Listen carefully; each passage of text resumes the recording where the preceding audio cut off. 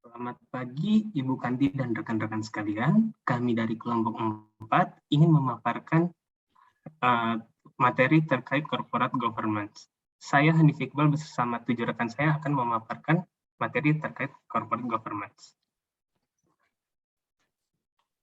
Next. Ya, outline kita hari ini ada 5, yaitu effort to establish corporate governance, kemudian governance methodology, kemudian compliance or justification, lalu effective corporate governance, serta OECD corporate governance principles. Baik, yang pertama, introduction dari corporate governance. Corporate governance merupakan suatu sistem di mana perusahaan diarahkan dan dikendalikan. Pengarahan dan pengendalian ini dalam good corporate governance memiliki peran penting untuk mendukung integritas dan efisiensi dari financial market-nya, di mana bila sistem SIGI-nya bagus, akan mengarahkan perusahaan ke arah kemakmuran atau prosper. Sebaliknya dengan good corporate, pada corporate governance yang buruk, akan melemahkan perusahaan yang berujung ke arah kesulitan. Next. Kemudian dalam corporate governance ada beberapa yang terlibat. Dapat dilihat dalam bagian berikut, di mana ada owner. Owner di sini adalah sebagai pemegang saham perusahaan atau pemilik yang fungsinya untuk menyuplai ekuitas. Kemudian ada board of director yang ditunjuk oleh owner, di mana merupakan sekelompok orang yang mengawasi dari tata kelola perusahaan. Lalu selanjutnya paling kiri ada komite audit, di mana memiliki tanggung jawab untuk memantau kebijakan dan prosedur keuangan dari perusahaan. Lalu ada compensation committee, di mana bertanggung jawab untuk mengatur remunerasi CEO dan senior eksekutif lainnya. Lalu corporate governance committee berfungsi untuk memantau ethical performance dari suatu perusahaan serta mengawasi kepatuhan perusahaan terhadap kode etik baik internal maupun eksternal, yang pada akhirnya orang-orang ini berfungsi untuk menjaga trust dari stakeholder yang gunanya untuk menjaga keberlangsungan dari perusahaan dengan baik. Next. Nah, terkait governance methodology, sebenarnya SIGI ini udah muncul sejak lama, yaitu pada tahun 1994 muncul metode comply or explain, di mana ada aturan yang set of rules yang mengatur, namun masih fleksibel. Bagus untuk diikutin, kalau enggak silahkan taruh di catatan. Dengan adanya seperti ini, biasanya lebih sering terabaikan dan penjelasan ini masih obskur atau kabur. Kemudian pada tahun 2002 lahirlah comply or else, di mana sampai sekarang masih menggunakan comply or else, yaitu adanya set of rules yang lebih global dan jelas yang penting untuk dilaksanakan oleh seluruh perusahaan untuk menerapkan agar SIGI menjadi bagus. Gunanya apa? Untuk mengimprove reputasi dan kemakmuran perusahaan. Selanjutnya akan dijelaskan oleh Mbak Indah. Oke, selanjutnya saya akan menjelaskan mengenai compliance or justification dan effective corporate governance. Nah, perusahaan atau suatu organisasi memerlukan adanya kepatuhan atau compliance untuk mempengaruhi efektivitas dari tata kelola perusahaan itu sendiri. Aspek kepatuhan ini bukan saja terkait terhadap undang-undang, namun juga menghubungkan perusahaan dengan kelompok kepentingan atau manajemen dan karyawan tertentu. Kepatuhan ini juga mencangkup keseluruhan norma, etika, dan moral yang menjadi dasar kegiatan perusahaan. Komitmen terhadap tata kelola perusahaan yang baik akan membuat perusahaan lebih menarik bagi investor dalam memberi pinjaman dan dianggap lebih menguntungkan. Selanjutnya ada model tata kelola perusahaan yang efektif. Di sini terdapat 3 komite pengawasan utama yang dikelola oleh anggota dewan direksi dan spesialis yang memenuhi syarat dengan tepat. Yang pertama ada komite audit, yaitu dia mengawasi proses pelaporan keuangan, memantau kontrol internal atas pengeluaran perusahaan, memantau kebijakan dan prosedur akuntansi, dan mengawasi perekrutan, serta kinerja auditor eksternal dalam menghasilkan laporan keuangan perusahaan. Selanjutnya ada compensation committee atau komite kompensasi yang bertugas mengawasi paket kompensasi untuk eksekutif senior perusahaan seperti penggajian, bonus, opsi saham, dan pemanfaatan lainnya. Nah, selanjutnya yang terakhir ada corporate governance committee untuk memantau kinerja etis perusahaan dan mengawasi kepatuhan terhadap kode etik internal perusahaan, serta peraturan federal dan negara mengenai perilaku perusahaan itu sendiri. Selanjutnya.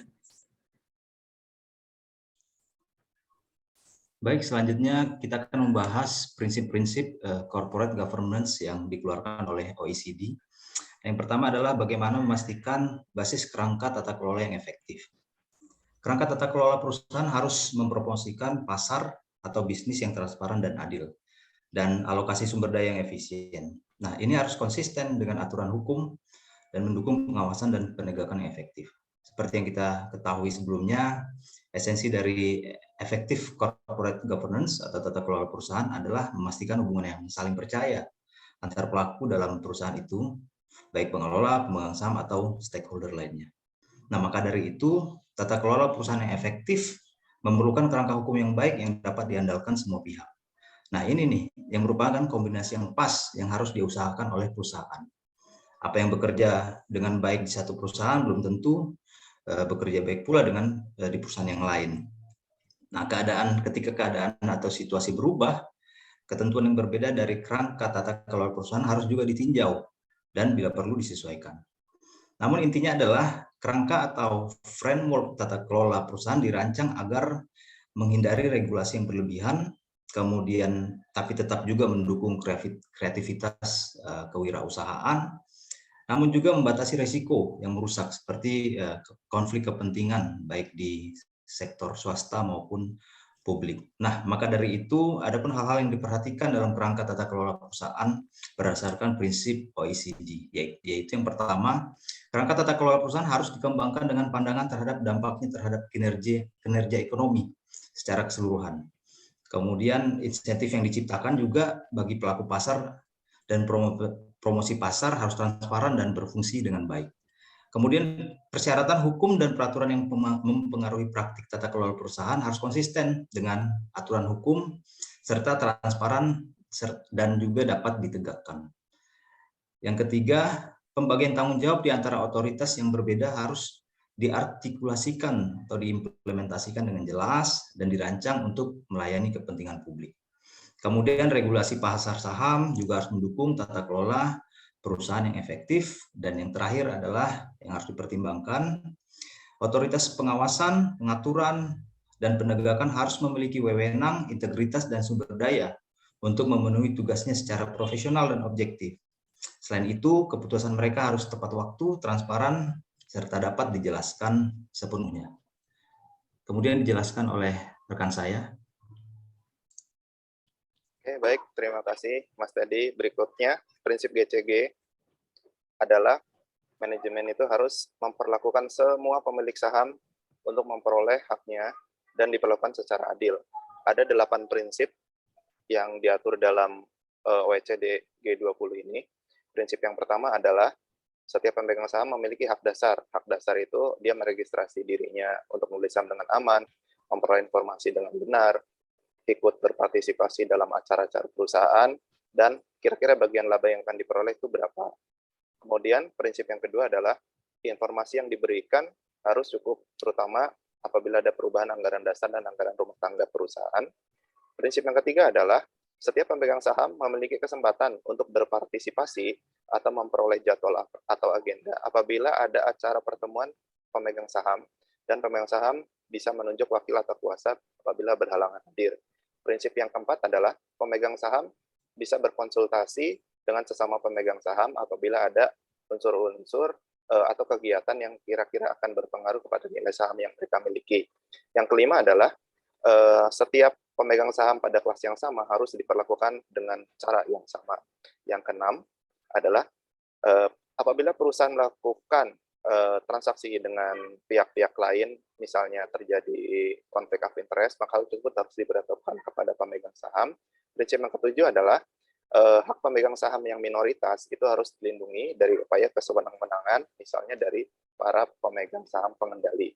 Dan yang terakhir, prinsip ke-8 adalah nilai perusahaan harus terus dipantau untuk memastikan bahwa tidak merugikan pemegang saham. Misalnya perusahaan akan melakukan merger atau akuisisi, atau melakukan pelepasan aset potensial perusahaan dalam jumlah yang besar. Hal tersebut harus diinformasikan kepada para pemegang saham. Kemudian selanjutnya, silakan. Selanjutnya, prinsip ketiga dalam tata kelola perusahaan adalah institutional investor, stock markets, and other intermediaries. Pada prinsip ini dinyatakan bahwa kerangka tata kelola perusahaan harus memberikan insentif yang baik di seluruh rantai investasi dan menyediakan pasar saham untuk berkontribusi pada tata kelola perusahaan yang baik. Prinsip ini berkaitan dengan peran dari pihak-pihak yang terlibat dalam pasar modal. Untuk mewujudkan prinsip ini terdapat beberapa. Pertama, investor institusional yang bertindak dalam kapasitas fidusia harus mengungkapkan tata kelola perusahaan dan kebijakan pemungutan suara. Yang kedua, suara harus diberikan oleh custodian atau nominee sesuai dengan arahan pemilik manfaat saham. Yang ketiga, investor institusional yang bertindak dalam kapasitas fidusia harus mengungkapkan bagaimana mereka mengelola konflik kepentingan material yang dapat mempengaruhi pelaksanaan hak kepemilikan utama terkait investasi mereka. Yang keempat, kerangka tata kelola perusahaan harus mensyaratkan bahwa penasihat proksi, analisis pialang, lembaga pemeringkat, dan yang lainnya memberikan analisis relevan dengan keputusan investor, mengungkapkan dan meminimalkan konflik kepentingan yang dapat membahayakan integritas analisis atau saran mereka. Yang kelima, perdagangan orang dalam dan manipulasi pasar harus dilarang dan aturan yang berlaku ditegakkan. Yang keenam, untuk perusahaan yang terdaftar di yurisdiksi selain yurisdiksi pendiriannya, undang-undang dan peraturan tata kelola perusahaan yang berlaku harus diungkapkan dengan jelas.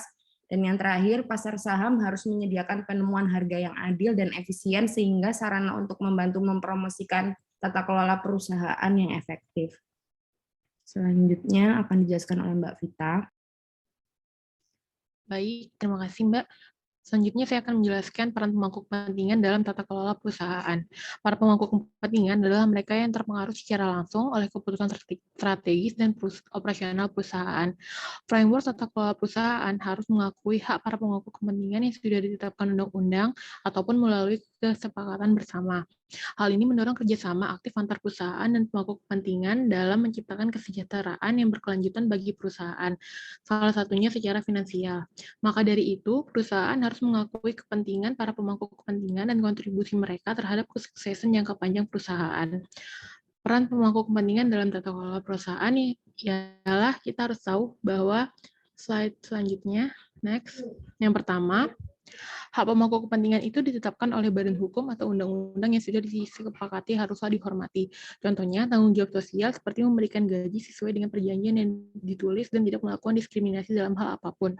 Yang kedua, kepentingan pemangku kepentingan ini dilindungi oleh hukum, maka setiap pemangku kepentingan berhak memiliki kesempatan untuk memperoleh ganti rugi yang efektif jika terjadi pelanggaran hak-hak mereka. Yang ketiga, mekanisme partisipasi karyawan harus dibiarkan berkembang. Sejatinya, sejauh mana karyawan berpartisipasi dalam tata kelola perusahaan itu memang benar sudah tergantung pada undang-undang dan praktiknya. Namun, pada dalam konteks tata kelola perusahaan, mekanisme yang dimaksud ialah partisipasi karyawan yang mana dapat menguntungkan perusahaan baik secara langsung ataupun tidak langsung. Seperti saat making decision, karena karyawan memiliki hak informasi, konsultasi, dan negosiasi terhadap perusahaannya. Selanjutnya, yang keempat, next.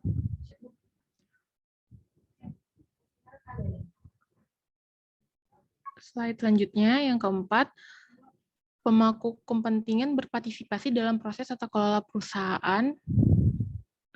Mereka berhak memiliki akses informasi yang relevan, memadai, dan juga terpercaya secara tepat waktu dan teratur. Yang kelima, pemangku kepentingan termasuk karyawan individu serta perwakilan badan yang merupakan bagian dari pemangku kepentingan harus dapat dengan bebas mengkomunikasikan kekhawatiran mereka tentang praktik tidak etis atau ilegal yang terjadi kepada dewan dan otoritas publik yang mana hak-hak mereka tidak boleh dikompromikan. Yang terakhir, tata kelola perusahaan harus dilengkapi dengan kerangka yang efektif dan juga efisien. Salah satunya, perusahaan harus mampu menegakkan hak-hak kreditur secara efektif. Sebaiknya diterapkan mekanisme atau regulasi yang mengizinkan perusahaan selaku debitur untuk mengungkapkan informasi yang tepat waktu tentang kesulitan perusahaan, sehingga dapat ditemukan solusi konsensual antara debitur dan krediturnya. Selanjutnya akan dibahas oleh rekan saya, Mbak Vicky. Oke, Terima kasih. Pertama-tama, apa sih disclosure itu? Disclosure dapat diartikan sebagai pengungkapan suatu informasi yang bisa mewakili keadaan yang sebenarnya dalam perusahaan. Jadi, the corporate governance framework harus memastikan bahwa disclosure atau pengungkapan dilakukan secara tepat waktu dan akurat pada semua hal material mengenai perusahaan. Ini termasuk situasi keuangan, kinerja, kepemilikan, dan tata kelola perusahaan. Public disclosure atau pengungkapan publik biasanya dilakukan secara tahunan, minimum, atau pengungkapan berkala setiap semester atau triwulan, atau bahkan lebih sesuai dengan regulasi tiap perusahaan. Nah, jadi informasi apa aja nih yang harus diungkap atau di-disclose? Biasanya negara-negara lain melakukan disclosure pada material information. Material information dapat diartikan sebagai informasi yang digunakan oleh investor sebagai bahan konsiderasi untuk membuat keputusan investasi yang penting atau BOD saat melakukan voting. Nah, sehingga diperlukannya strong disclosure. Strong disclosure dapat digunakan sebagai instrumen untuk mempengaruhi behavior perusahaan. Contohnya, perusahaan akan merasa memiliki kewajiban lebih untuk menjaga etika dalam praktik bisnisnya dan dapat melindungi investor. Contohnya, laporan keuangan yang didiskus dapat memberikan rasa aman pada investor karena adanya transparansi. Hal inilah yang menarik kapital dan dapat menjaga kepercayaan perusahaan di capital market. Next slide. Akan tetapi, jika disclosure lemah dan tidak ada transparansi, hal ini dapat berdampak pada perilaku praktik bisnis yang tidak etik dan kehilangan integritas di market. Nah, lalu selanjutnya bagaimana sebuah perusahaan disclosure itu harus seperti apa? Pertama, poin A, disclosure harus meliputi informasi tentang pertama, financial and operating results of the company, di mana laporan keuangan yang telah diaudit isinya menunjukkan kinerja keuangan dan situasi keuangan perusahaan. Kedua, company objective and non-financial information, ini perusahaan didorong untuk mengungkapkan kebijakan yang berkaitan dengan etika bisnis, lingkungan, misalnya sosial, hak asasi manusia, dan lain-lain. Ketiga, kepemilikan saham utama termasuk beneficial owner dan hak suara. Ini adalah informasi dasar yang harus dimiliki oleh setiap pemegang saham utama. Keempat, remunerasi anggota dewan dan eksekutif utama. Kelima, informasi tentang board members. 6, related party transaction. 7, faktor risiko yang dapat diprediksi. 8, isu terkait karyawan dan pemangku kepentingan lainnya yang mempengaruhi kinerja perusahaan. Dan ke-9, governance structure and policy, including content of any corporate governance or policy that process which it is implemented, atau perusahaan harus melaporkan praktik tata kelola perusahaan mereka. Next.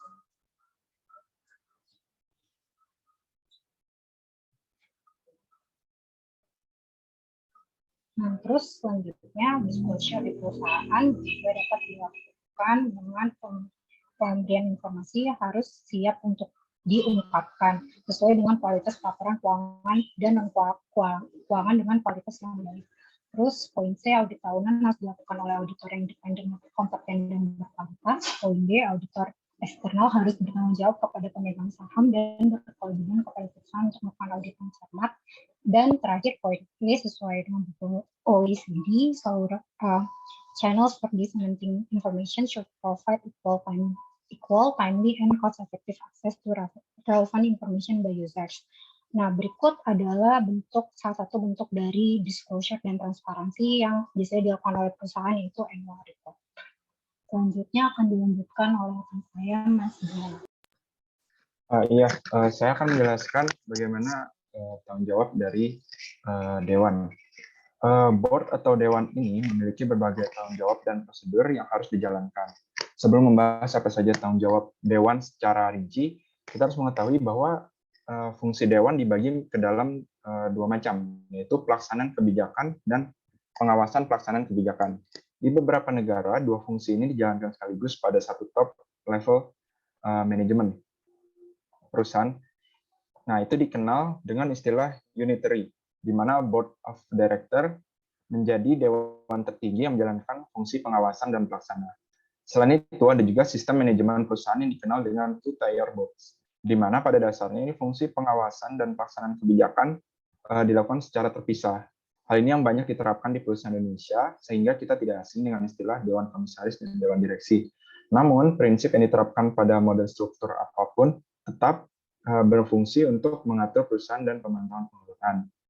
Jadi, Dewan tidak hanya bertanggung jawab kepada perusahaan dan pemegang sahamnya, tapi juga memiliki kewajiban untuk bertindak demi kepentingan terbaik mereka. Selain itu, Dewan diharapkan memperhatikan dan menangani secara adil kepentingan dari pemangku kepentingan lainnya yang relevan dalam konteks ini. Yang pertama, anggota Dewan harus bertindak atau membuat keputusan berbasis informasi secara hati-hati dan mementingkan kepentingan perusahaan dan pemegang saham. Lalu, keputusan Dewan boleh berbeda dengan pendapat sebagian pemegang saham, namun harus tetap adil ke seluruh pemegang saham. Lalu, Dewan harus menerapkan standar etik yang tinggi dengan tetap mementingkan kepentingan pemegang saham. Lalu, harus memiliki akses ke informasi yang akurat, relevan, dan tepat waktu yang berguna untuk menjalankan tanggung jawabnya. Lalu, jika ingin menugaskan pekerja untuk menjadi representatif perusahaan, anggota Dewan harus memfasilitasi dengan informasi, pengembangan, dan pelatihan agar karyawan tersebut bisa berkontribusi dengan baik. Next. Selain itu, anggota Dewan juga harus memenuhi fungsi kunci tertentu, yang mana yang pertama adalah mereview dan membimbing strategi perusahaan, rencana kerja utama, manajemen risiko, kebijakan, dan prosedur, menetapkan tujuan kinerja, pemantauan pelaksanaan, dan kinerja perusahaan, serta mengawasi belanja modal besar, akuisisi, dan divestasi. Lalu yang kedua, memonitor efektivitas praktik tata kelola perusahaan dan melakukan perubahan apabila diperlukan dan dirasa kurang efektif. Lalu yang ketiga, pada kebanyakan two-tier board system, anggota Dewan Pengawas bertanggung jawab untuk memilih, mengkompensasi, memantau, dan mengubah susunan manajemen jika diperlukan dan apabila tidak sesuai dengan succession planning. Lalu yang keempat, menyelaraskan remunerasi Dewan Pengawas dan anggota eksekutif yang disesuaikan dengan kepentingan jangka panjang perusahaan dan pemegang saham. Lalu yang kelima, memastikan adanya proses pemilihan anggota Dewan yang transparan. Lalu yang keenam, memantau dan mengelola potensi konflik of interest antara anggota Dewan dan pemegang saham, di mana termasuk di dalamnya untuk menghindari adanya penyalahgunaan aset. Lalu yang ketujuh, memastikan integritas sistem akuntansi dan pelaporan keuangan perusahaan, termasuk audit independen dan sistem kontrol yang tepat tersedia, khususnya sistem untuk manajemen risiko, kontrol keuangan dan operasional, dan kepatuhan terhadap hukum dan standar yang relevan. Lalu yang kedelapan, mengawasi proses komunikasi dan disclosure atau pelaporan. Di beberapa yurisdiksi, penunjukan pejabat hubungan investasi yang melapor langsung ke Dewan dianggap sebagai praktik yang baik dan untuk perusahaan besar yang terdaftar. Next. Lalu, anggota Dewan harus bisa melatih penilaian objektif independen mereka terhadap suatu urusan perusahaan. Yang pertama, Dewan harus mempertimbangkan jumlah anggota non-eksekutif yang mampu melakukan penilaian independen, di mana memungkinkan adanya potensi konflik kepentingan. Contoh tanggung jawab utamanya memastikan integritas pelaporan keuangan dan non-keuangan, review transaksi pihak yang berelasi, nominasi Dewan anggota dan eksekutif kunci, dan remunerasi Dewan. Lalu yang kedua, Dewan harus mempertimbangkan untuk membentuk komite khusus untuk mendukung Dewan Direksi dalam menjalankan fungsinya, terutama dalam hal audit, tergantung pada ukuran dan profil risiko perusahaan. Juga dalam hal manajemen risiko dan remunerasi. Ketika komite tersebut dibentuk, mandat, komposisi, dan prosedur kerja mereka harus disusun dengan baik dan disampaikan oleh anggota Dewan. Anggota Dewan harus mampu berkomitmen secara efektif terhadap tanggung jawab mereka, seperti komitmen pada jumlah kehadiran setiap rapat yang nantinya akan disampaikan ke pemegang saham. Lalu yang keempat, Dewan harus secara berkala melakukan evaluasi dan menilai kinerja mereka dan menilai apakah mereka memiliki perpaduan yang tepat antara latar belakang dan kompetensinya. Oke, akan dilanjutkan dengan study case Facebook Dilemma.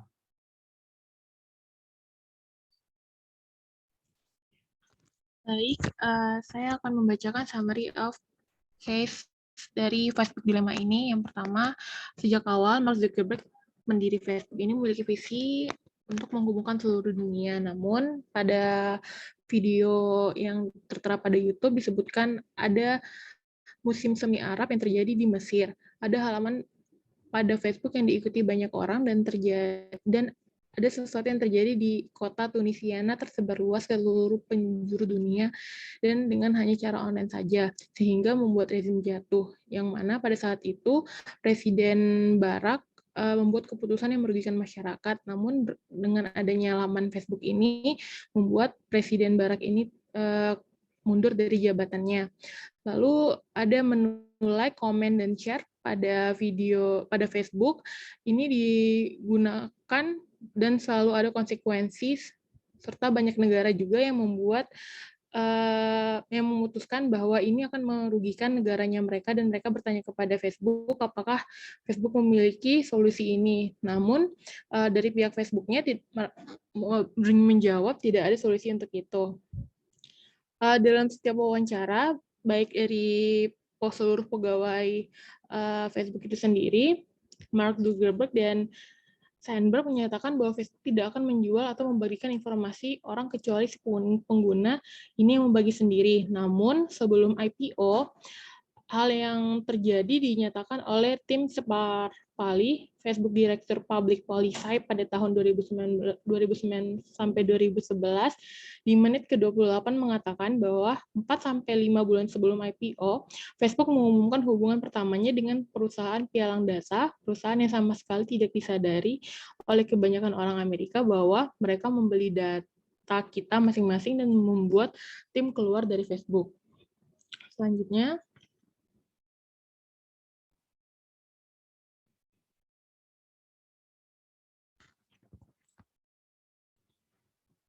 lalu pada menit ke-37, Frontline ini mewawancarai si Mark Scram, Privacy Advocate. Si Scram ini mengatakan kalau misalnya Facebook ini memiliki undang-undang perlindungan data, namun tidak benar-benar ditegakkan sama sekali, karena saya memiliki pengalaman. Dia meminta datanya ke Facebook, lalu dikirimkan ke Facebook ke mereka, dan ada sekitar 1.200 halaman yang diterima. Di situ Facebook mengirimkan datanya mereka dan dia membaca semuanya, semua data yang dikirim oleh Facebook ke dia. Namun ada beberapa file yang sebenarnya sudah dihapus oleh si Scream ini, tapi tetap ada di situ. Berarti Scream menganggapan bahwa data yang sudah dihapus bagi dia itu tetap disimpan oleh si Facebook ini. Terkait itu, pada akhirnya dia membuat kayak klarifikasi gitu si Facebook ini dengan memberikan pernyataan-pernyataan bahwa dia akan membuat kebijakan yang lebih jelas dan berhenti menyimpan beberapa jenis data si pengguna. Selanjutnya, Mark Zuckerberg ini pernah diwawancari oleh Kara terkait perubahan privacy default, dan itu membuat Mark Zuckerberg panik karena untuk privacy ini belum dijalani lebih dalam oleh Facebook itu sendiri. Selanjutnya, next.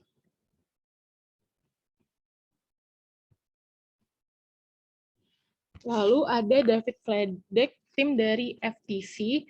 Dia membuat pernyataan bahwa Facebook ini bebas menerapkan privasinya sendiri, karena di Amerika Serikat itu sendiri tidak ada undang-undang privasi menyeluruh yang berlaku untuk pengumpulan data semacam ini. Dan pada tahun 2010, pihak berwenang di FTC ini, David Fladek menyelidiki apakah Facebook menipu penggunanya.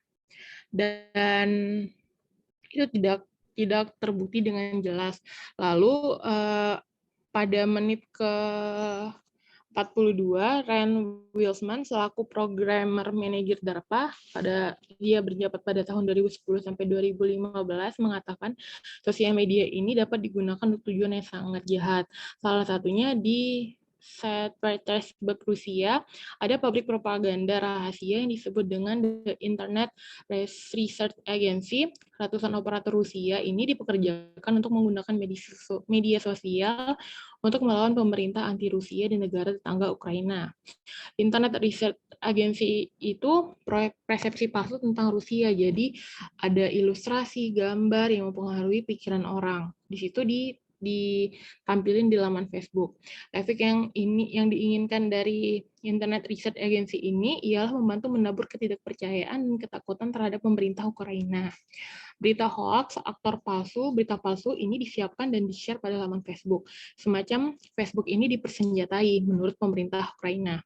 Dan menurut berita yang ada pada YouTube itu juga, Facebook digunakan untuk menobarkan perpecahan. Dan pemerintah Ukraina mengatakan bahwa Rusia menghack Ukraina melalui media sosial karena Rusia menggunakan Facebook as a weapon. Sekian dari summary kasus Facebook Dilemma. Selanjutnya Kemudian, akan dibahas oleh baik, terima kasih. Kemudian saya akan menjawab pertanyaan pemantik, yaitu persoalan etik yang terdapat dalam video. Yaitu yang pertama, pelanggaran privasi pengguna terlalu meremehkan data pribadi yang terkumpul dan menekan privasi pengguna sendiri. Manajemen Facebook terlalu berfokus pada revenue growth dan user addition. Kemudian menggunakan profiling untuk mengumpulkan data pribadi pengguna tanpa pengguna sadari, di mana mereka mengakses internet atau saat tidak menggunakan internet. Itu juga salah. Kemudian manajemen Facebook mengizinkan third party untuk membuat aplikasi pendukung dengan menu berbagai informasi data pribadi sumber. Takutnya hal ini akan membuat penyalahgunaan data dari orang-orang itu. Kemudian manajemen Facebook tidak memiliki solusi yang jelas ketika Facebook digunakan sebagai media penyebar disinformasi atau propaganda yang berskala masif dan berdalih bahwa perusahaan kami menjunjung tinggi hak untuk berpendapat. Dengan bergabungnya Instagram dan WhatsApp, peluang Facebook dalam memperoleh data pribadi bakal menjadi lebih luas dan tidak bisa diperkirakan seperti apa monetisasi data yang akan dilakukan Facebook di masa yang akan datang. Kemudian, Facebook dapat dengan bebas menentukan user privacy data agreement-nya karena di Amerika sendiri tidak adanya hukum yang secara menyeluruh mengatur tentang user data privacy. FTC mengatakan pelanggaran yang dilakukan oleh Facebook adalah menjual data privasi konsumen tanpa persetujuan konsumen atau tidak mengatakan kepada konsumen bahwa datanya akan dijual ke third party atau deceptive conduct. Comply and expand. Facebook tidak mengakui kesalahannya tetapi bersedia untuk mengikuti perintah FTC untuk memperbaiki masalah user privacy data yang tidak ada sanksi yang dijatuhkan. Serta untuk terkait corporate governance-nya, Facebook ini juga salah sih, karena memasukkan Mark Zuckerberg sebagai owner dan CEO. Selanjutnya akan dijelaskan oleh Mbak Vicky. Oke, terima kasih. Pertanyaan selanjutnya adalah apakah konsep corporate governance yang ada saat ini cukup untuk mengatasi persoalan etika hukum, perlindungan demokrasi yang tertuang dalam kasus Facebook Dilemma? Menurut kelompok kami, konsep corporate governance saat ini belum cukup. Nah, alasannya adalah karena setiap negara memiliki sistem yurisdiksi yang berbeda-beda. Peraturan di negara kita tidak bisa diterapkan di negara tetangga atau negara lain karena sudah di luar wilayah yurisdiksi. Menurut G20 atau OECD, Principle of Corporate Governance terbatas pada diskriminasi prinsip-prinsip saja. Tidak ada law enforcement yang melekat.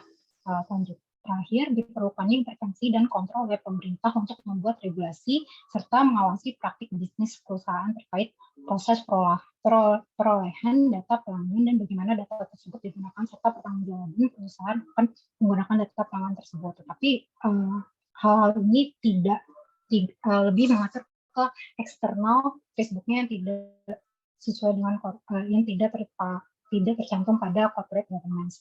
Namun, menurut kelompok kami, dalam kasus Facebook ini bisa dilakukan perbaikan secara internal sesuai dengan konsep corporate governance dengan cara Mark Zuckerberg tidak merangkap beberapa jabatan penting di perusahaan supaya tidak terjadi konflik of interest. Karena di video terdapat wawancara dari karyawan-karyawan yang tidak memiliki jabatan strategis yang tidak setuju dengan penjualan data privasi, sedangkan orang-orang yang duduk di jabatan strategis di Facebook setuju untuk menjual data privasi ke third party, sehingga karena adanya konflik seperti ini diperlukannya penguatan fungsi corporate governance. Yang terakhir, menurut kelompok kami diperlukannya penguatan cross-border cooperation agar mempunyai set of goal yang pasti berlaku global. Nah, ini untuk internal Facebook sendiri diperlukannya mereka membuat satu role yang bisa diterapkan di cabang-cabang Facebook di negara lainnya agar terjadi integrasi hukum yang benar. Sekian dari presentasi dari kelompok kami. Terima kasih dan selamat siang.